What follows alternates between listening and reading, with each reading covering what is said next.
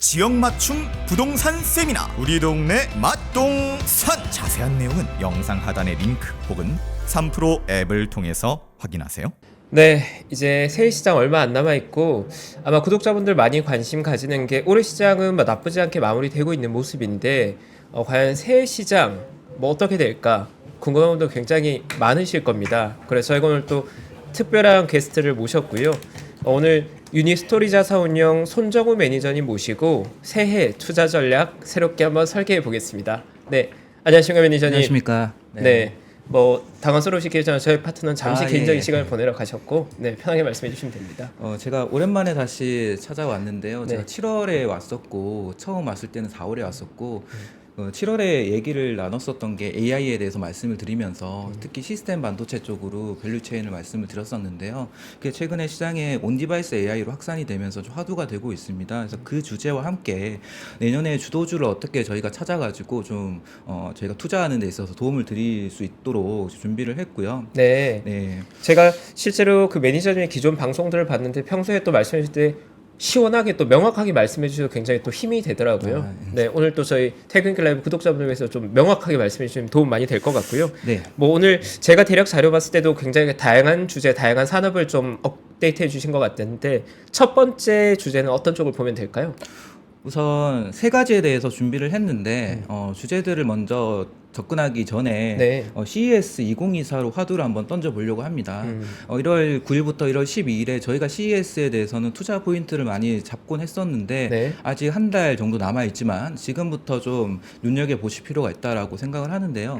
그 2페이지 자료를 보시면 띄워주시면 그림 하나가 있는데 이게 실제로 CES의 홈페이지 들어가면 보이는 그 그림 그대로입니다. 이 그림이 의미하는 부분이 이 그림을 만든 게 사람이 아니고요. 네. 생성형 AI가 직접 만든 그림이라는 거죠. 와. 네, 그 의미는 이번에 CES 2024의 가장 큰 화두는 AI가 될 것이다라는 건 누구나 다 알고 있는 상황이고 네. 슬로건 자체가 All On이라고 해서 모든 산업 분야에 기술이 적용된다라고 하는데 이 기술은 AI 기술을 말하는 거죠. 근데 모든 산업이니까 AI의 밸류체인이 확장된다라는 걸 CES에서 제대로 보여준다라고 볼 수가 있고 네. 여기에 하나 더 중요한 게 교통과 모빌리티라는 부분입니다. 이 CES 2023에서는 모빌리티라는 주제가 있었어요. 네. 그때도 자율주행에 대해서 화두가 있었는데요. 네. 이번에 모빌리티 앞에 교통이라는 단어가 추가가 되었습니다. 이게 의미가 있는 게 이제는 자율주행은 단순히 자동차 개념이 아니고 여러 가지 디바이스로 확장이 되는 그런 시스템 관점의 서비스 개념으로 확장이 된다. 그래서 이번에 CES에서 자율주행이 좀 원년이 될 수 있는 그런 시점이다라고 보고 있고요. 저는 All On이라는 제목이 굉장히 좀 임팩트 있게 와닿는데 어떻게 보면 기존에 있던 산업에 인공지능이 더해지면 이게 변화하게 되는 거잖아요. 기존에 우리가 예를 들어 교통 모빌리티라고 불렀으면 인공지능이 합쳐지면 자율주행이 되면서 이게 또 완전 플랫폼이 되어버리는 거니까 완전 융합해서 변화가 만들어지는 거에 대한 맞습니다. 트렌드를 좀 볼 수 있는 거군요. 네네네. 네. 그거를 의미했다라고 생각을 하고요. 2023 CES에서는 헬스케어라는 단어를 썼는데 이번에는 디지털 헬스입니다. 차이가 분명히 있는 거죠. 앞에 디지털이 붙었다는 얘기는 이것 또한 AI의 밸류체인으로 확장이 된다라는 것을 의미를 합니다. 한 분야에서는 의료 AI가 될 수도 있고 의료 기기 분야도 될 수도 있고 여기에 나와 있는 모든 단어들이 AI로 연결이 되는 개념이다라고 저는 생각을 하고요. 네. 그래서 화두를 던지고 시작을 좀 해봤습니다. 네. 오늘 말씀을 드릴 세 가지 주제는 배터리와 온디바이스 AI와 자율주행에 대해서 세 가지 주제를 연결해서 순환 관점에서 말씀을 드리려고 하고요. 각각 네. 따로 노는 개념이 아니고 내년 시장이 화두가 되면서 계속 연결이 될 것이다라고 보고 있습니다. 제가 그 7월에 방송을 했을 때 두 가지 핵심 산업을 말씀드렸었는데 모빌리티와 AI를 가장 중요하게 본다. 그 모빌리티와 AI를 좀 더 세부적으로 보면 배터리, 온디바이스 AI, 자율주행에 대해서 말씀을 드릴 수 있을 것 같습니다. 어떻게 보면 우리가 자율주행이라고 부르는데 그 자율주행에 보면 사실 배터리도 들어가게 되는 거고 그리고 그 기술적인 베이스는 어떻게 보면 인공지능인데 자동차에 인공지능이 탑재되는 거니까 그거 자체가 자동차가 온디바이스가 되는 거네요. 그러니까 맞습니다. 보통 우리가 온디바이스 그러면 스마트폰을 우선 언더 떠올리는데 그렇죠. 실제로는 이제 자동차에 온디바이스 AI가 탑재되면 진짜 이게 파워풀하긴 하겠네요. 필수죠, 필수. 네, 더 임팩트는 더 클 수 있겠네요. 이따가 다룰 내용이지만은 네. 자율주행 특히 자동차에는 온디바이스 AI가 필수 필수로 들어가야 되는 MPU. 네네 맞습니다. MPU 설명드릴 거고요. 그렇게 해서 준비를 했고 내년 시장에 대해서 저는 오늘 시황을 일절 설명을 안 하려고 준비를 했습니다. 그냥 시원하게 산업과 종목만 말씀을 드릴 건데 좋습니다. 우선 짚고 넘어가야 될 게 우리가 주도주라고 하는 개념부터 주도주를 우리가 어떻게 선정을 할 거냐. 특히 한국 시장은 주도주 찾는 게 굉장히 중요한 시장이거든요. 저 네. 같은 매니저 입장에서도 저는 개인적으로 지금 자료 4페이지 띄워주시면 4가지 기준으로 시장을 보려고 합니다. 네. 글로벌 기술 트렌드가 무엇보다 중요하고 기술 트렌드는 미국과 중국이 투자하는 분야에서 결정이 되더라. 지금은 AI가 가장 확실한 주제인 것이죠. 거기에다가 우리나라는 대기업의 전략적인 방향이 중요하다. 삼성그룹과 현대차그룹이 미래 먹거리로 어떤 산업을 낙점을 해서 투자를 하는지를 잘 보셔야 되는데 대표적으로 이제 전장 모빌리티 산업과 로봇 산업을 얘기를 많이 하고 있는 거죠. 그게 시장의 주도주가 되고 그렇게 해서 본격적인 시세를 내는 시점은 대중들에게 각인되는 시간차. 이거는 사실 우리가 2차 전지 배터리를 보면은 2020년 하반기부터 시장을 주도했었던 것 같은데 실제로 시세는 22년 연말부터 해서 올 상반기에 가장 많이 났었던 것 같습니다. 그거는 대중들에게 각인되는 시간차였던 것 같고 그 다음에 기술 혁신의 사이클은 이 주도주의 지속성 그걸 의미를 하는데요. 여기에서 또 중요한 게 지난 우리가 주도주가 어떤 식으로 흘러왔는지를 한번 제가 봤었거든요. 네. 2012년에 스마트폰, 2013년에 게임과 콘텐츠, 2014년에 중국 소비재, 화장품 면세점이 있었고, 2015년 바이오, 2017년 반도체, 2020년 플랫폼이 있었고, 2021년, 22년이 2차 전지, 올해는 AI입니다. 근데 여기에서 우리가 기술 트렌드라고 하는 게 하드웨어에서 소프트웨어로 진화하더라. 그래서 스마트폰이 나오니까 게임과 콘텐츠가 다음 해에 주도 섹터가 됐었고, 이제 반도체가 2017년에 주도를 했었던 거는 사실은 글로벌에서는 클라우드가 주도했었던 거거든요. 그렇죠. 그래서 우리나라는 반도체가 주도를 했었고 네. 클라우드가 성장을 하고 투자가 많이 되니 그 다음에 플랫폼이 성장을 하더라, 주도를 하더라. 그럼 지금 이제 전기차, 2차 전지가 하드웨어에서 많이 보급이 됐다라고 하면 그 다음에 주도를 할 수 있는 산업도 충분히 유추할 수 있다. 라고 볼 수 있는 거죠. 질문 하나 있는데 네. 지금 말씀해주신 게임 컨텐츠 플랫폼 그리고 뭐 중국 소비 반도체 뭐 2차 전지 이게 우리가 진짜 그때 당시에는 굉장히 제일 잘하던 세계에서 제일 원탑이라고 얘기할 수 있는 그런 분야였잖아요. 근데 AI 지금 뭐 MPU나 뭐 이런 부분에 있어서는 우리가 진짜 하드웨어적인 거 빼고는 과연 원탑이라고 할 수 있는가? 약간 이런 고민을 네, 좀 네. 하게 되거든요. 이 부분도 제가 이따가 말씀드릴 수 있으면 할 수 있을 것 같은데 원탑이 될 수 있다라고 생각을 합니다. 그 기준은 서로 다를 수는 있어요. 네. 그러니까 테슬라스러운 원탑이 있을 거고 현대차스러운 원탑이 있을 겁니다. 그 관점이 또 다를 거고 온디바이스 AI에 대해서 애플이 추구하는 방향과 퀄컴이 추구하는 방향과 앞으로 삼성전자가 추구하는 방향은 다를 건데 각자의 영역에서의 원탑은 충분히 삼성전자도 할 수 있는 영역이 있을 거고 현대차가 할 수 있는 영역이 있을 거라서 글로벌 기술 트렌드에 대해서 한국이 그냥 후발주자 따라가는 개념보다는 충분히 기술 트렌드를 같이 선도할 수 있는 상황이 될 것이다라고 내년에도 보고 있습니다. 왜냐면 그리고 저도 약간 부연해서 여쭤보고 싶은 게 그 주도주라 하면 국내 시장의 관점에서의 주도주를 타겟하고 보고 계십니까? 아니면 글로벌로 봤을 때 뭐 미국과 국내를 포함해서 주도 산업을 보고 계십니까? 지금 타겟으로 하고 계십니까? 저는 미국 중심으로 국내 시장을 대입을 하고요. 네. 그렇게 해서 국내에서 글로벌 관점에서 통할 수 있는 핵심 밸류체인의 기업을 선정을 하려고 하기 때문에 네. 우선은 기술 트렌드는 미국 중심인데 네. 이게 미국에서 주도하고 있는 기술 트렌드가 한국에 통하지 않는 경우는 저는 지금까지는 그런 특수한 경우 말고는 보지를 못했던 것 같아서 함께 간다고 보면 되는 거군요. 예, 맞습니다. 네. 이제 본격적으로 시작을 해보겠습니다. 네. 우선 배터리에 대해서 말씀을 드리기 전에 우리가 모빌리티에 대한 개념을 간단히 말씀드리면 우리가 모빌리티 쉽게 저는 확장되는 개념으로 생각을 하고요. 시간 개념의 확장, 공유와 구독 경제를 얘기할 수 있고 공간의 확장은 2차원에 3차원으로 확장되는데 이렇게 되면 우리가 자동차 개념에서 모빌리티가 자율주행, 로봇, UAM으로 확장이 되더라. 이게 과거의 모바일 시장을 생각을 해보시면 2012년부터 스마트폰이 본격적으로 보급이 되면서 하드웨어 개념에서 소프트웨어 개념으로 넘어가는 초입. 그러고 난 스마트폰이 보급되니까 소프트웨어가 고도화되면서 수많은 어플리케이션이 나오게 되고 거기에서 헤게모니를 잡은 기업이 시장을 좌우하게 되는, 그러면서 카카오와 네이버 같은 기업이 성장을 하는 일련의 모습들을 저희는 봤었고요. 그러면 이거를 자동차에 그대로 대입을 하면 하드웨어와 소프트웨어를 분리하기 위해서 우선은 전기차에 대한 보급이 먼저 중요했었고 거기에 배터리가 양적으로 질적으로 중요했었고, 그런 다음에는 소프트웨어를 고도화하기 위해서 내연기관차 입장에서의 전략과 배터리 회사의 전략과 그리고 스타트업 테슬라 같은 쪽에서 전략이 서로 매치가 되면서 소프트웨어가 고도화가 되고, 여기 핵심은 자율주행이 될 것이고, 그렇게 해서 자동차 관점에서 자율주행이 보급이 되고 나면 그 다음 디바이스는 로봇과 UAM도 자율주행 연결이 되면서 그쵸. 비로소 플랫폼화가 되는 거죠. 그렇게 되면 그 카카오가 다시 플랫폼을 주도할 수도 있지만 새로운 플랫폼 업체가 이 모빌리티 시장에서는 주도할 수도 있을 것이다. 그에 테슬라가 더 잘할 수도 있고, 혹은 애플이 또 잘할 수도 있는 부분이고, 아니면 국내에 삼성전자가 뭐 할 수도 있는 부분이고, 이거는 어떤 상황이 될지는 아직은 잘 모르겠지만 이런 배터리를 방향으로. 말씀을 하신 거죠 지금? 이 배터리는 이제 1단계에서 필요했던 부분이고, 지금 그 배터리는 그 다음 2단계를 가기 위해서 중요했고, 2단계는 소프트웨어 관점에서 자율주행을 배터리 연결시키고 한번 있어요. 갔으니까. 네. 그래서 배터리가 중요한데 지금 저는 이거 계속 순환 관점에서 연결을 시키고 있거든요. 그래서 같이 보자는 말씀을 드리고, 내년은 그 두 개가 같이 봐야 될 해다. 배터리랑 배터리랑 자율주행이랑 자율주행. 온디바이스 AI 세 개가 연관되면서 같이 간다. 이게 핵심인 것 같고요. 네.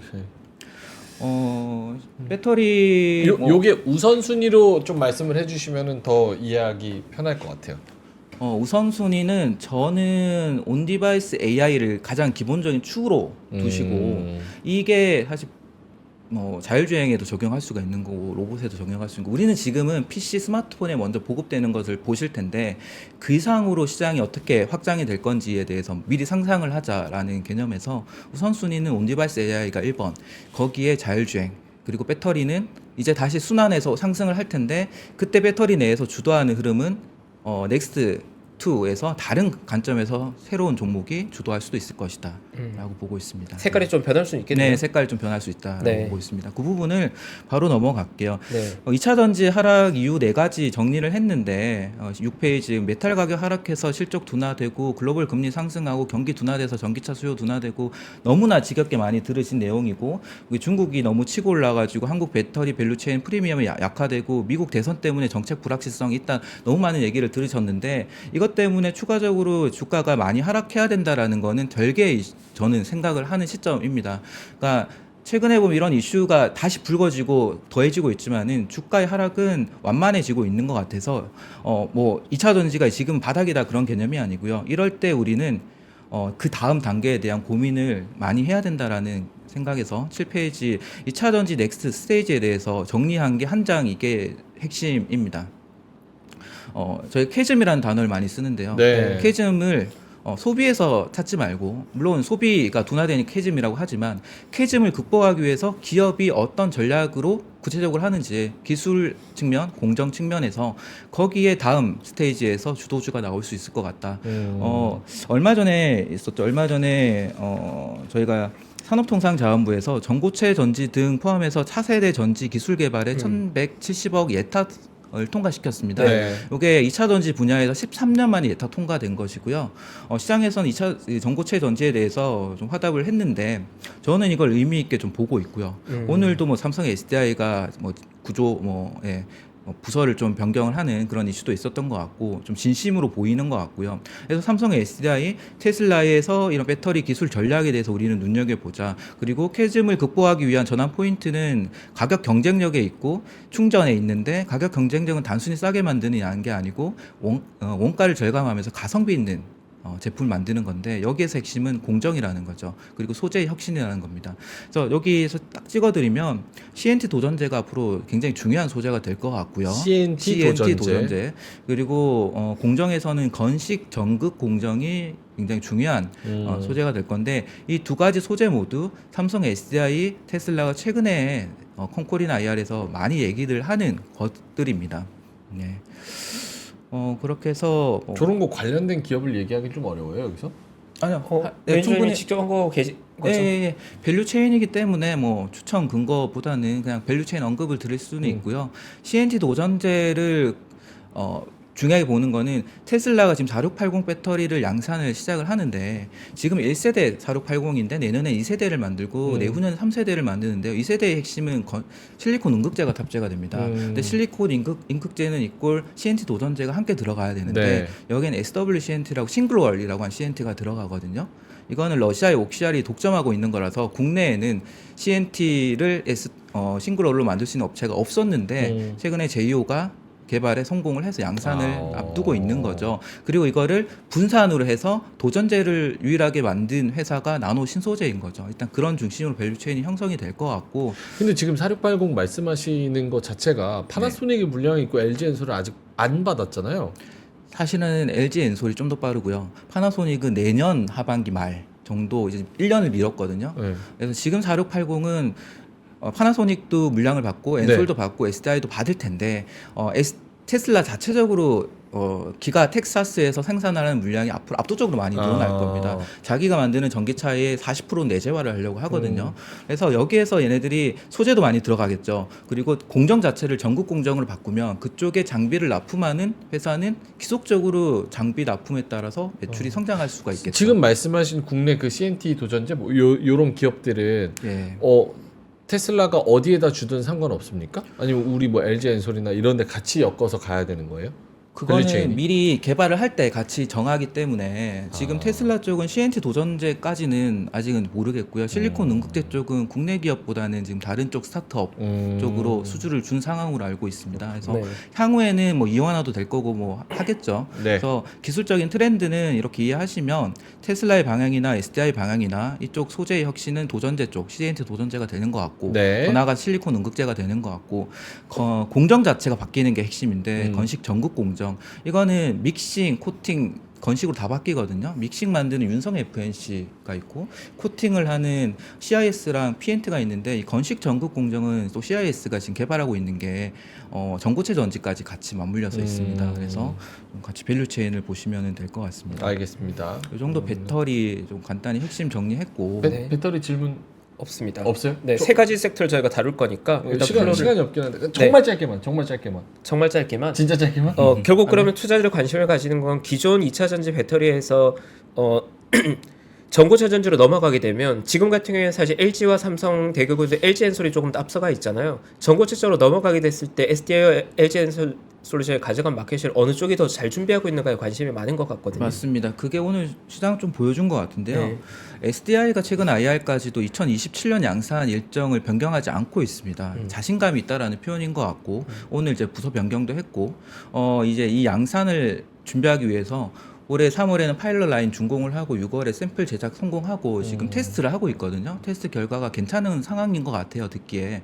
그래서 내년에는 그 테스트 결과에 따라 가지고 본격적인 양산 일정을 구체적으로 잡을 것 같고 네. 그럼 밸류 체인이 결정이 날 겁니다. 어떤 소재 기업, 어떤 장비 기업들이 나올 거예요. 지금은 시장은 테마죠.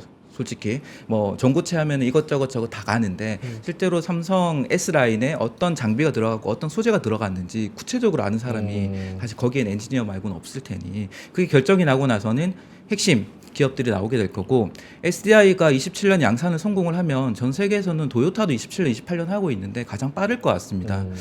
우선은 이게 프리미엄 차종에 들어갈 테니 양산 대수는 작겠지만 우리나라 과거에 보시다시피 반도체라는 디스플레이에서 중국의 격차를 벌리기 위해서는 결국은 이제 차세대 기술이 중요했기 때문에 전고체 전지는 SDI가 LG 엔솔도 사활을 걸 거다라고 보고 있습니다. 그 뜻은 지금 그동안 불을 뿜었던 에코프로, BM, 포스코홀딩스, 포스코퓨처 얘네들보다 지금 말씀하신 그 미래 배터리에 좀 밸류 체인이 묶인 애들이 훨씬 더 수익률이 좋을 것이다라는 쪽으로 생각을 해도 되나요? 그렇게 볼 수도 있고 사실 그 양극재도 좀 바뀝니다. 양극재도 단결적으로 바뀌는데 그렇게 해서 대응을 잘하는 양극재 회사는 어차피 전고체를 가든 LFB를 가든 뭐 마찬가지 NCM으로 가든 양극재는 다 들어가니 소재에 대한 케미스트리 대응만 잘할 수 있는 회사면 되기 때문에 더 나아가서는 원재료 수급 확보가 더 중요한 거라서 에코프로 BM은 뭐 계속 괜찮지 않을까라는 생각하고 있습니다. 오케이, 알겠습니다. 배터리는 그렇게 정리된 것 같고 네,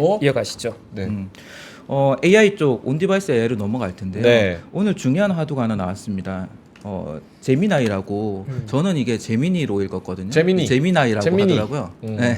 그래서 제미나이인데 이게 오늘 좀 간단히 말씀드릴 이 AGI라고 하는 인공 일반 지능의 모습일 수 있겠다라는 생각을 했는데요. 시장에서도 그렇게 좀 판단을 하려고 하는 것 같은데 우리가 인공 일반 지능이라고 하면은 어떻게 보면은 범용의 AI를 볼 수도 있고 아니면 원래는 개념은 사람 인간에 뛰어넘는 수준의 AI를 얘기를 했었는데 이번에 이제 이슈가 그렇게 된 것 같고요. 먼저 이 챗 GPT-3라고 하는 게 영향력이 컸던 이유는 결국은 B2C 관점에서 비즈니스가 될 거다라는 게 보였고 거기에 막대하게 빅테크 업체들이 투자를 했기 때문에 산업이 커진 거거든요. 그 다음에 이제는 산업을 끌고 가기 위해서는 소비자의 서비스 관점에 이게 AI가 붙어야 됩니다. 그러려면 온디바이스가 필요할 수밖에 없었던 거였고 최근에 빅테크 업체들이 많이 언급을 하고 있는 상황이죠. 네, 퀄컴부터 해서 삼성전자도 얘기를 하고 있고요. 그래서 이 11페이지로 바로 보면 이 온디바이스 AI에서 가장 핵심 하나만 꼽자라고 하면 NPU로 생각을 합니다. 네. NPU를 해야 되는 이유는 세 가지 관점인데요. 온디바이스 AI가 중요한 이유가 세 가지인데 효율성과 경제성과 보안성 세 가지 측면에서 중요한데 이 세 가지를 달성하기 위해서는 NPU가 필요합니다. 네.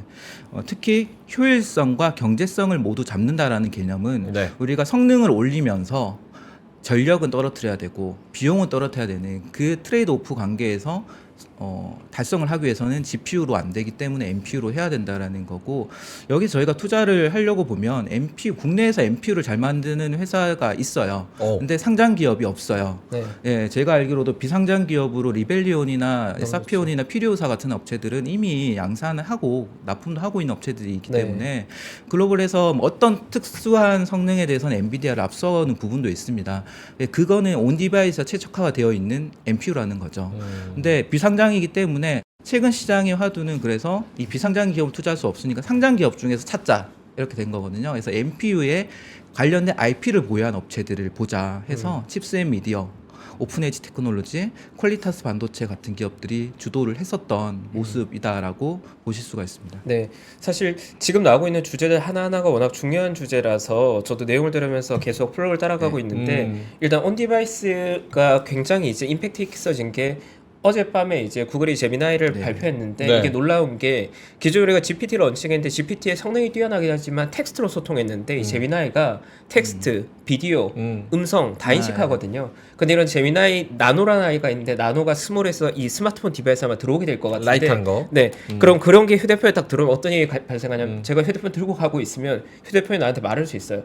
오른쪽에 자전거에 부딪히면 위험할 것 같아 이런 액션을 우리한테 경고해 줄 수도 있다고 물리 현상을 이해하고 있거든요. 그게 탑재되려면 여기 NPU가 들어와야 되는 거죠.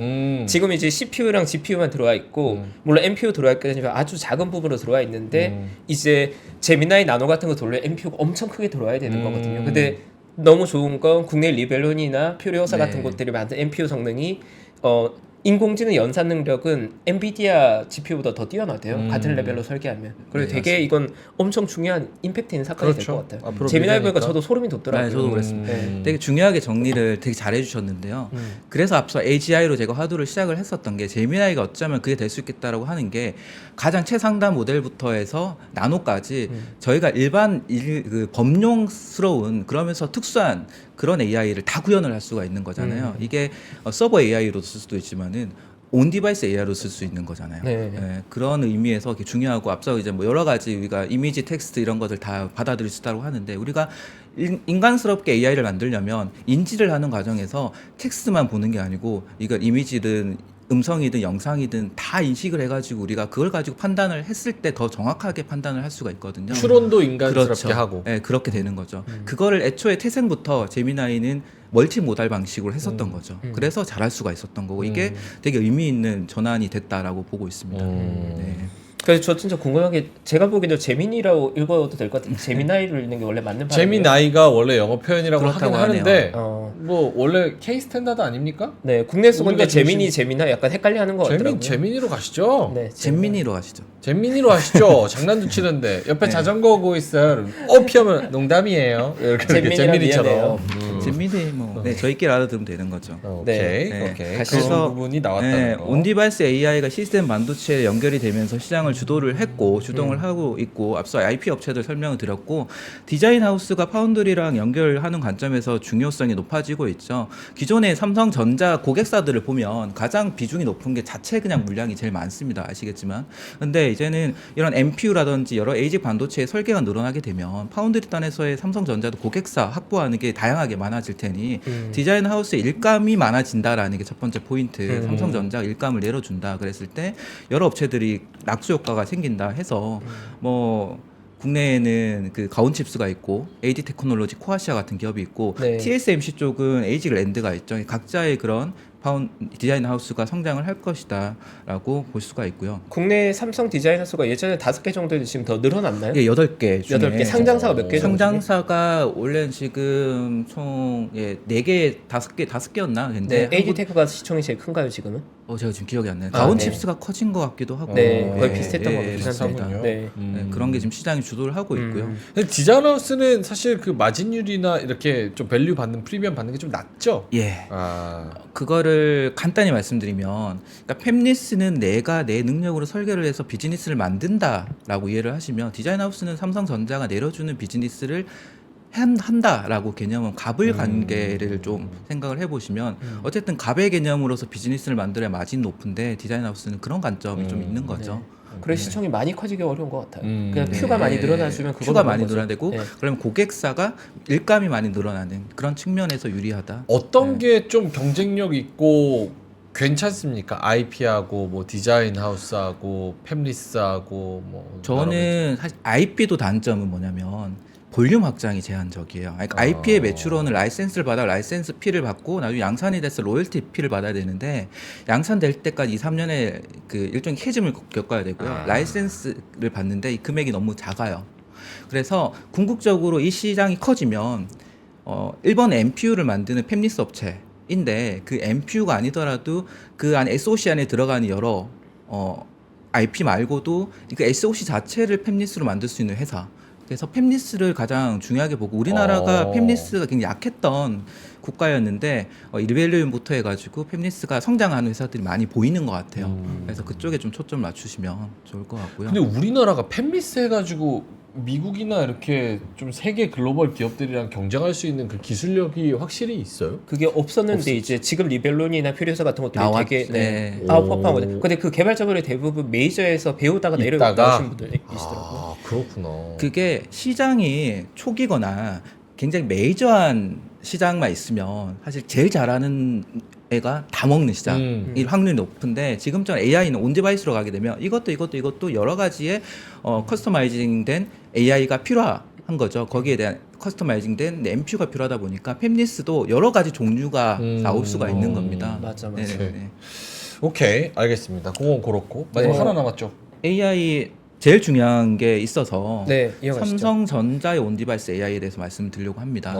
애초에 SK 하이닉스하고 삼성전자는 AI를 바라보는 관점이 달랐다. SK 하이닉스는 우리가 HBM으로 인해서 시장을 장악을 했고 그걸 준비를 잘 해왔는데 삼성전자는 HBM에 대해서 준비가 늦었다라고 저는 생각을 하는데 그 이유가 애초에 전략이 온디바이스 AI에 있었다고 생각을 합니다. 근데 굉장히 좀 꽁꽁 사매어져 있었거든요. 근데 최근에 언론에서 많이 공개를 하고 있습니다. 그리고 갤럭시 S24에 어쨌든 이번에 갤럭시 엑시노스 2400이 탑재가 되는데요.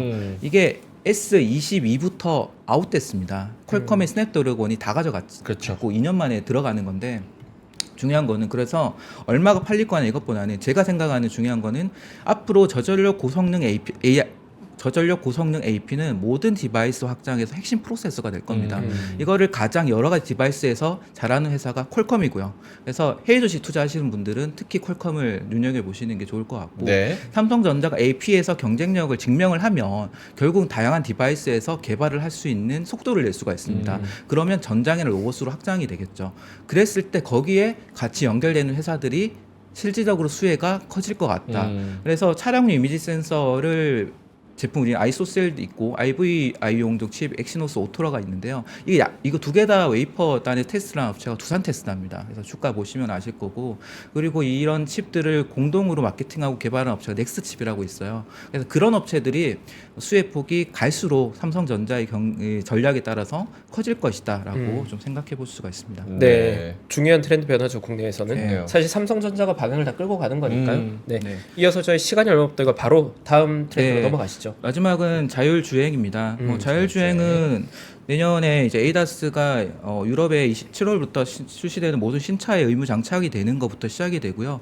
중국도 보면 25년부터 신차의 레벨 2, 3의 자율주행이 50% 정도 의무 장착이 됩니다. 그러고 나 순차적으로 100%까지 상향이 되고요. 일본은 작년인가 재작년부터 노인 대상으로 레벨 2 이상의 에이다스를 장착하지 않으면 운전면허를 발급해주지 않습니다. 그런 식으로 한국과 미국도 정책이 변화될 가능성이 높다라는 상황에서 핵심은 에이다스 SOC가 핵심입니다. 이게 우선은 레벨 2 단계에서 양과 질이 모두 다 폭증을 하게 될 거고 에이다스 SOC에서 핵심은 이게 엣지 컴퓨팅이거든요. 다른 말로 온 디바이스 AI인 거죠. 저전력 고효율 저비용이 핵심이고 여기 하나 추가되는 게 저지연이 핵심입니다. 자율주행은 끊기면 안 되기 때문에 네. 자체적으로 모든 학습과 추론을 이 SOC에서 다 해주는 게 가장 베스트입니다. 그러려면 성능이 올라가야 되는데 또 전력 소모가 많아지니 배터리의 성능까지 올려야 되는 그런 트레이드 오프가 있는 거죠. 네. 그래서 자율주행은 자율주행만의 이슈가 아니고 아키텍처와 하드웨어 같이 바뀌어야 된다라는 거고요. 그래서 하나만 연결해서 보면 우리가 배터리를 연결을 한번 해보겠습니다.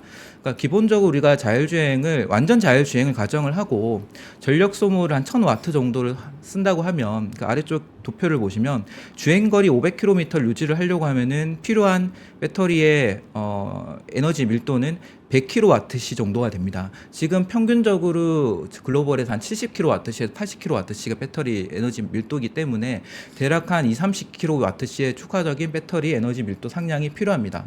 이거를 어떻게 상향시킬 거냐 아니면 어떻게 충전 속도를 높일 거냐 두 가지가 되겠죠. 에너지 밀도를 상향을 시키려면 프리미엄은 전고체 전지로 가면 될 것 같고요. 네. 아니면 소재의 케미스트리 바꿔가지고 양극재 안에서 바꾸고 음극재는 실리콘 음극재 넣고 이런 식이 될 거고요. 공정도 바꾸고 그리고 충전 속도를 높이기 위한 인프라 투자 혹은 충전 속도를 높이기 위한 실리콘 음극재, CNT 도전재 소재 기술 변화 이런 게 향후에는 계속 트렌드가 될 것이다라고 좀 생각하고 있습니다. 네. 오케이, 알겠습니다. 네. 저게 꼭 배터리여야만 합니까? 자율주행은? 꼭 배터리여야만 하는 건 아닌데요. 지금 기술에서는 배터리로 해야 될 것 같습니다. 이게 뭐냐면 전력 소모가 많이 늘어날수록 거기에 따른 여러 가지 할 수는 있지만은 지금 현재 기술적으로 구현을 하는데 가장 베스트는 지금 리튬이온 배터리로 하는 게 가장 베스트이거든요. 내연 이걸 가지고 괜찮아요. 이걸 가지고 수소 연료 전지로 할 수도 있고 네. 더 나아가서는 이퓨얼 셀이라고 하는 다른 연료 전지로 할 수도 있는데 그랬을 때 이게 일정한 성능을 내면서 앞서 이런 온디바이스 AI에서 잘 구현이 되는지는 또 테스트를 해봐야 되기 때문에 저는 그거는 지금 논하기에는 많이 이르지 않나 그냥 생각합니다. 컴퓨터에 가까워진다고 보면 될 것 같아요. 예. 네, 전자장비 자체가 자동차가 컴퓨터 되는 거니까 전기 먹고 돌아가는 거죠. 거기에 이제 전기 공급해줘야 되는 거고. 네. 그래서 이런 자율주행이 한국의 배터리 업체들, 3사들, 배터리 밸류체인한테는 기회가 되는 거죠. 사양이 성능이 올라가는 거니까. 네. 내년은 그럼 본격적으로 진짜 AI의 시대가 오면서 그 성장 속도가 이번 연도보다 훨씬 더 가팔라진다고 봐야겠네요, 사실은. 원래는 그렇죠. 성장 속도는 당연히 훨씬 더 커지고 밸류체인은 훨씬 더 많이 확장이 돼서 우리가 의도 생각하지 못한 부분에서 AI 확장이 나타날 수도 있으면 예를 들어서 우주 산업까지 연결될 수도 있거든요. 저는 우주 산업도 보고 있는데 그런 식의 여러 가지 그림들을 보실 텐데 다만 주가는 올해 기대감에 많이 좀 뿜었다. 그리고 일정의 이제 어닝도 많이 반영을 한 상황인데 그러면 저희는 주식에서 핵심 기업을 선정하는 게 더 중요한 거죠.